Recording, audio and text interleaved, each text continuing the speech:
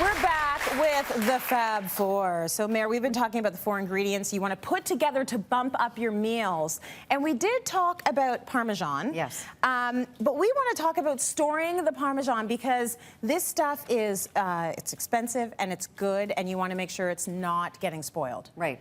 So, big rule, don't buy anything bigger than your head if you don't think you're going to eat it within a certain amount of time. You know, I will eat it. Yeah, no, but sometimes you buy something and you go, so just buy what you think you might use. But parchment paper is the biggest tip and one of the best things. So you just wrap it up in your parchment paper and store it in your cheese drawer or in a special drawer like that. So it can still go, it goes in the fridge where the rest of the cheese goes. Yes, and whenever you eat cheese, always bring it out and let it warm up a bit because then it really tastes like, you need about 40 minutes. In a recipe, it's not a big deal because you're going to be grating it and putting it in stuff. Okay, I tend to store that in my belly, but I'm going to try storing it the way you said, in some parchment paper. I like your idea too. Okay, so this is my spin on a gremolata, which is basically just olive and some lemon zest or whatever. But I'm going to do this. So I've got some olives that I pitted, and I went through some olive groves there, which were really neat. And I kept saying, "Do you call them an orchard or a grove?" And they said, "Well, you know what? We don't know." So whatever. It's a grove or it's an orchard. Right. But some of the where olives are. Where olives are. But some of the trees are 1,000 years old. Oh my gosh. And they look really good. And I thought, gee, if I look that good at 1,000.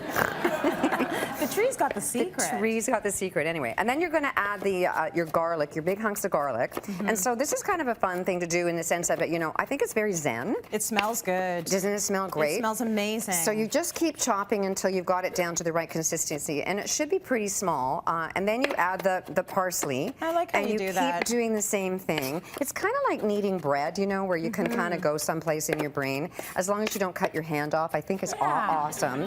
I always have my hand way up in the air when I'm chopping. Yeah, just in case. So I would chop this for probably another couple of minutes, but just to show you, and you're going to put it into a bowl and add, now we're going to add the lemon zest. Okay. Which just bumps it up. So you've got this sort of salty thing going on, and I don't have, yeah, we're going to add that. I was going to look for a cloth. I think I left it backstage. It's okay. I'll wipe it in my hair. Anyway.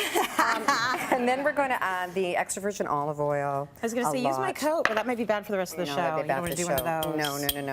Oh, and the parm and the lemon. Juice. And you just stir this all up. And now you can store this in the fridge for just up to a day because you've got raw garlic in there. Yeah, so when I make it, I don't actually... You eat it all? I do. I just go like this because honestly... So I made this last night, but when you refrigerate extra virgin olive oil, it kind of congeals a little bit. Oh, yeah. It's got a really low smoke point for doing that. But when I serve, so I grilled up some zucchini, some eggplant, and then I would just dab some... Actually, like when I serve this, I serve this in a separate bowl and let people put their own on. That's, and it smart. is, honestly, people are going, no, I'm just going to eat it like this because it's so good. It's so good. Or you can do it on crostini or just regular bread. Okay. Yes. Oh my gosh, yeah. And that's the option. Ooh, what am I going to pick? Zucchini or the bread?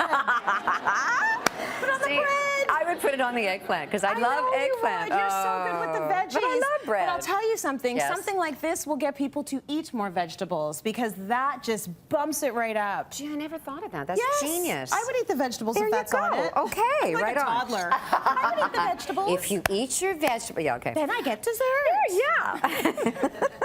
All right, the next thing I'm going to do is farro. Now, farro is an ancient wheat that they ate in Italy. Like they found it, you know, AD, BC. Like it's been there for a bazillion years. Long time. Longer than those trees. Right. And so you can find farro here in Canada.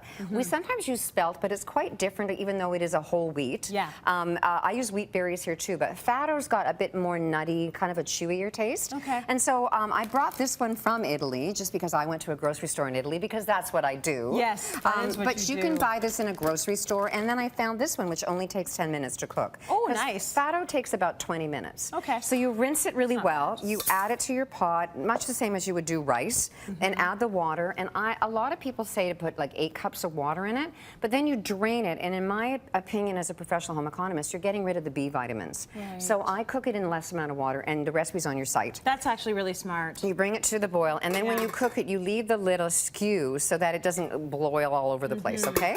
And then when it's cooked and it absorbs the liquid and it's this beautiful whole grain, okay? Now we're gonna make the top, okay? So we got the parsley and we've got, if we run out of time, you know what, you can go to the website and see for it. sure. You I'll put all cut you this off stuff. where there's a commercial looming, I promise. You put all that stuff in the blender, you mush it up, you mix it into here, and ta-da. And ta-da! But the big thing is that don't eat it right away because the garlic is like no vampires at all. So leave in the fridge for about 3-6 hours. Okay, and ta-da. Oh, leave it in the fridge for that long? Yes. Okay, Yes. well that's good to know. These are good tips. It's gonna make it taste a lot better, right?